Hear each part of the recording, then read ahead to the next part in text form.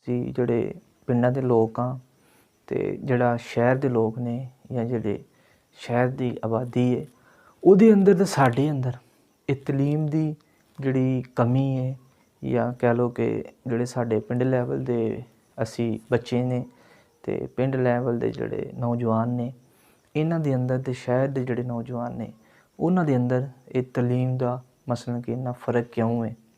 ਮਸਲਨ ਕਿ ਕਿਉਂ ਜਿਹੜੇ ਉਹ ਸ਼ਹਿਰ ਦੇ ਸਾਡੇ ਭਾਈ ਨੇ ਉਹ ਜ਼ਿਆਦਾਤਰ ਪੜ੍ਹੇ ਲਿਖੇ ਹੁੰਦੇ ਨੇ ਅਤੇ ਜਿਹੜੇ ਸਾਡੇ ਪਿੰਡ ਦੇ ਨੇ ਉਹ ਮਸਲਨ ਕਿ ਕਿਉਂ ਇਹਨਾਂ तालीम तो पीछे होंगे ने। अस्सलाम वालेकुम दोस्तों, क्या हाल चाल है। मैं उम्मीद करता हूँ आप सब खैरियत से होंगे। हमारी ये दुआ है कि जितने भी सुनने वाले हैं खुश रहें, आबाद रहें। तो दोस्तों, हमेशा की तरह मेरी आपसे एक रिक्वेस्ट है कि इस वीडियो को पूरा देखें, इंशाल्लाह आपको फ़ायदा होगा, मज़ा आएगा। तो ना तो मैं कहता हूँ वीडियो शुरू होने से पहले आप हमारा चैनल सब्सक्राइब करें और लाइक करें।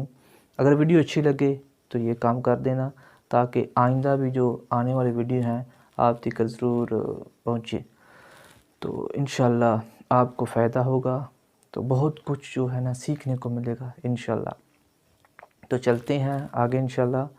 दोस्तों, आपने भी देखा होगा, तो मैं इस बात पे बहुत सर्च कर रहा हूँ, बहुत जो है ना मालूमात इकट्ठी कर रहा हूँ, देख रहा हूँ कि जो हमारे गाँव या जो हमारे असी तो इहदियां बहुत सारिया वजह ने तो कुछ इंशाल्लाह मैं तुहानूं दसना तो बाकी आस्ता आस्ता अगे चल के जिहड़ा ना इहदा तज़किरा करांगे तो तुहानूं दसांगे, शेयर करांगे इंशाल्लाह, तुहानूं फ़ायदा होएगा।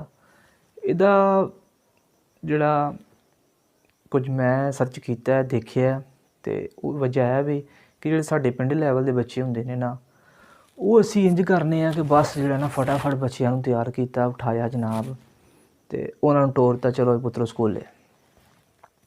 वो घरों तो सानू कढ़ दिता, स्कूले जा रहे होंगे ने। तो अक्सर जो ना साडे पिंडां दे वो मामला तो होंगे ने कि जिस तरह साडे पिंड दा स्कूल दूसरे पिंड जाना पैंदा बच्चों नूं।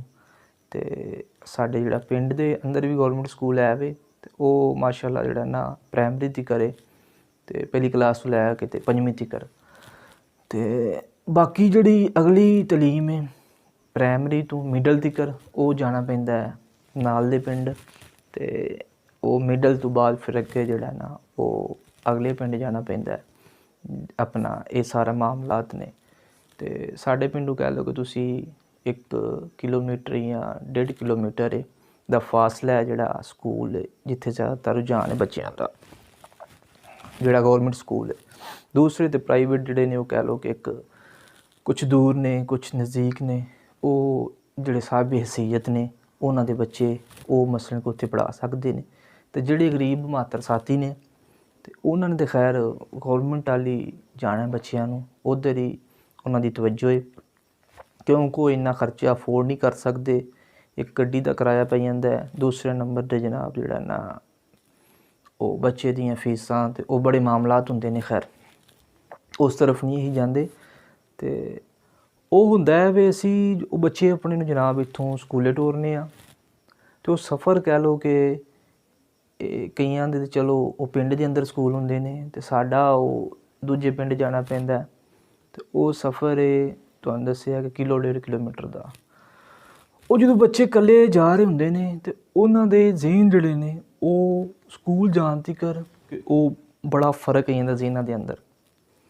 कुछ बच्चे इंज दे होंदे ने जनाब कि वो रस्ते च ही जिहड़ा ना उन्होंने टाइम पास कर लेना स्कूल का, तो वो अगे पिछे फिर के जिहड़ा ना घरदिआं नूं पता है कि बच्चा साडा स्कूल गया है। तो इंज आउण जाण दे अंदर जिहड़ा ना उन्हां दा वो ज़हन थोड़ा जिहा ना खराब हो जाता है। तो वो मैं मुख्तसर करना अपनी गल नूं।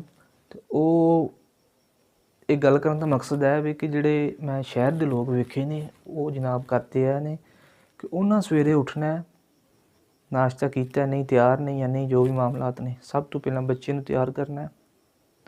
बच्चे नूं तैयार करके जनाब उन्होंने बहाना गड्डी मगर तो स्कूल छड्ड के आउणा अपनी निगरानी दे अंदर।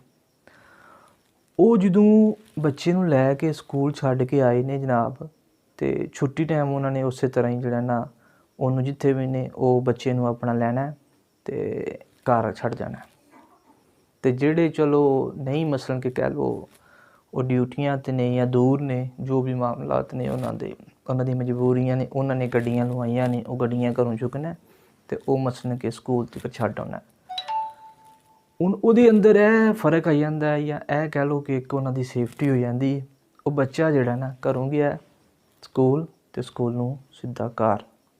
ਉਹ ਜਿਹੜਾ ਰਾਹ ਦੇ ਵਿੱਚ ਜਿਹੜਾ ਸਾਡੇ ਪਿੰਡਾਂ ਦੇ ਵਿੱਚ ਪੈਂਦਾ ਨਾ ਇੱਕ ਮਾਮਲਾ ਕਿ ਬੱਚਾ ਕਹਿ ਲਓ ਕਿ 15-20 ਮਿੰਟ ਲੱਗ ਕੇ ਜਿਹੜਾ ਉਹਨੇ ਜਾਣਾ ਸਕੂਲ ਜਾਂ ਅੱਧਾ ਘੰਟਾ, ਜਿੰਨਾ ਵੀ ਟਾਈਮ ਲੱਗਦਾ ਹਰ ਇੱਕ ਦੇ ਪਿੰਡ ਦੇ ਹਿਸਾਬ ਦੇ ਨਾਲ ਕਹਿ ਲਓ ਕਿ ਜੋ ਵੀ ਅਗਰ ਉਹਨਾਂ ਦਾ ਨਜ਼ਦੀਕ ਹੈ ਤਾਂ ਚਲੋ ਉਹ ਪਿੰਡੋਂ ਨਿਕਲਿਆ ਅਤੇ 2-4 ਮਿੰਟ ਲੱਗਣਗੇ ਅਤੇ ਉਹ ਸਕੂਲ ਟੁਰ ਜਾਏਗਾ।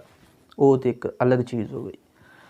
ਤੋ ਇਹ ਕਹਿਣ ਦਾ ਮਕਸਦ ਹੈ ਵੇ ਕਿ ਅਗਰ ਤੁਸੀਂ ਆਪਣੇ ਬੱਚੇ ਨੂੰ ਜਨਾਬ ਸੁਬਾਹ ਉੱਠੋ ਅਤੇ ਉਹਨੂੰ ਆਪੀ ਸਕੂਲ ਛੱਡ ਕੇ ਆਓ, ਸਕੂਲ ਨੂੰ ਉਹਨੂੰ ਆਪੀ ਲੈ ਕੇ ਆਓ ਘਰ, ਤਾਂ ਕਿ ਤੁਹਾਨੂੰ ਵੀ ਪਤਾ ਹੈ ਕਿ ਅਸੀਂ ਬੱਚੇ ਨੂੰ ਸਕੂਲ ਛੱਡ ਕੇ ਆਏ ਹਾਂ। ਅਤੇ ਆਪੀ ਸਕੂਲ ਨੂੰ ਚਲੋ ਲੈ ਕੇ ਨਹੀਂ ਆ ਸਕਦੇ, ਪਿੰਡਾਂ ਦੇ ਲੋਕ ਚਲੋ ਕਹਿ ਲਓ ਕਿ ਕੁਝ ਸ਼ਹਿਰ ਜਾਂਦੇ ਨੇ ਕਾਰੋਬਾਰ ਵਾਸਤੇ, ਅਤੇ ਕਈਆਂ ਦੇ ਘੱਟ ਇੱਥੇ ਮਸਲਨ ਕਹਿ ਲਓ ਕਿ ਕੋਈ ਚੰਦ ਇੱਕ ਹੁੰਦੇ ਨੇ ਜਿਨ੍ਹਾਂ ਨੇ ਪਿੰਡੀ ਰਹਿੰਦੇ ਨੇ, ਚਲੋ ਜਿਨ੍ਹਾਂ ਦੇ ਕੰਮ ਸ਼ਮ ਨੇ, ਅਤੇ ਜ਼ਿਆਦਾਤਰ ਜਿਹੜਾ ਨਾ ਉਹ ਆਪਣਾ ਸ਼ਹਿਰ ਜਾਂਦੇ ਨੇ। ਅਤੇ ਜਿਹੜਾ ਜਾਣ ਦਾ ਟਾਈਮ ਹੈ ਨਾ, ਇਹਦੀ ਕੋਸ਼ਿਸ਼ ਕਰੋ ਕਿ ਬੱਚੇ ਆਪਣੇ ਨੂੰ ਤੁਸੀਂ ਆਪੀ ਸੁਬਹ ਲੈ ਕੇ ਅਤੇ ਉੱਥੇ ਛੱਡ ਕੇ ਆਓ ਸਕੂਲ, ਅਤੇ ਤਾਂ ਕਿ ਉਹਦਾ ਜਿਹੜਾ ਉਹ ਮਾਇੰਡ ਹੈ ਉਹ ਬਰਕਰਾਰ ਰਹੇ ਤਾਲੀਮ ਦੀ ਤਰਫ।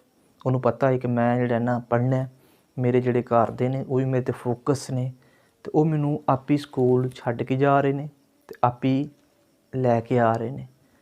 ਅਤੇ ਉਹ ਇਹਦੇ ਅੰਦਰ ਜਿਹੜਾ ਨਾ ਬੜਾ ਉਹ ਮਾਇੰਡ ਖ਼ਰਾਬ ਹੋ ਜਾਂਦਾ ਜਦੋਂ ਬੱਚਾ ਇੱਕ ਉਹ ਘਰਦਿਆਂ ਨੂੰ ਤਾਂ ਪਤਾ ਹੈ ਨਾ ਬੱਚਾ ਸਕੂਲ ਗਿਆ ਜਨਾਬ, ਇਹ ਨਹੀਂ ਪਤਾ ਕਿ ਉਹ ਰਾਹ 'ਚ ਹੀ ਉਹ ਬੈਠਾ ਹੈ ਜਾਂ ਮਸਲਨ ਕਿ ਉਹ ਰਾਹ 'ਚ ਉਹਨੂੰ ਕੋਹੋ ਜਿਹੇ ਕਹਿ ਲਓ ਕਿ ਇੱਕ ਮਿਲ ਗਏ ਨੇ ਜਿਹੜਾ ਉਹਨਾਂ ਦਾ ਜ਼ਹਨ ਜਿਹੜਾ ਨਾ ਉਹ ਮਾਇੰਡ ਉਹ ਖ਼ਰਾਬ ਕਰਦੇ ਨੇ। ਅਤੇ ਮਾਸ਼ਰਾ ਅੱਜ ਕੱਲ੍ਹ ਤੁਸੀਂ ਬਿਹਤਰ ਸਮਝਦੇ ਹੋ ਕਿ ਬੜਾ ਜਿਹੜਾ ਨਾ ਇਸ ਟਾਈਮ ਮਾਹੌਲ ਖ਼ਰਾਬ ਹੋਇਆ, ਅਤੇ ਇਸ ਤਰ੍ਹਾਂ ਬੱਚੇ ਤੁਹਾਡੇ ਦੀ ਸੇਫਟੀ ਵੀ ਹੋਏਗੀ ਅਤੇ ਤੁਹਾਨੂੰ ਵੀ ਪਤਾ ਹੋਏਗਾ ਕਿ ਬੱਚਾ ਸਾਡਾ ਕੀ ਕਰ ਰਿਹਾ। ਅਤੇ ਜਦੋਂ ਤੁਸੀਂ ਉਹਨੂੰ ਛੱਡ ਕੇ ਆਓਗੇ ਅਤੇ ਕੁਝ ਅਰਸੇ ਬਾਅਦ ਜਨਾਬ ਉਹਦਾ ਤੁਸੀਂ ਜਿਹੜਾ ਨਾ ਪਤਾ ਕਰਦੇ ਰਹਿਣਾ ਵੇ ਕਿ ਬੱਚਾ ਸਾਡਾ ਕੀ ਕਰ ਰਿਹਾ। ਸਕੂਲ ਜਾਓਗੇ, ਮਾਸਟਰ ਨੂੰ ਪੁੱਛੋਗੇ ਅਤੇ ਇਨਸ਼ਾ ਅੱਲਾ ਤੁਹਾਨੂੰ ਜਿਹੜਾ ਨਾ ਫਾਇਦਾ ਹੋਏਗਾ। ਇਨਸ਼ਾ ਅੱਲਾ ਮਿਲਨੇ ਆ ਅਗਲੀ ਵੀਡੀਓ 'ਤੇ। ਅਤੇ ਯਾਰ ਵੀਡੀਓ ਅੱਛੀ ਲੱਗੇ ਤਾਂ ਕਮੈਂਟ 'ਚ ਜ਼ਰੂਰ ਆਪਣੀ ਰਾਏ ਦਿਆ ਕਰੋ, ਤਾਂ ਕਿ ਇਨਸ਼ਾ ਅੱਲਾ ਇਸ ਤੋਂ ਵੀ ਬਿਹਤਰ ਜਿਹੜਾ ਨਾ ਅਸੀਂ ਤੁਹਾਡੇ ਵਾਸਤੇ ਕੁਛ ਲੈ ਕੇ ਆਈਏ। ਓਕੇ, ਅੱਲਾ ਹਾਫਿਜ਼।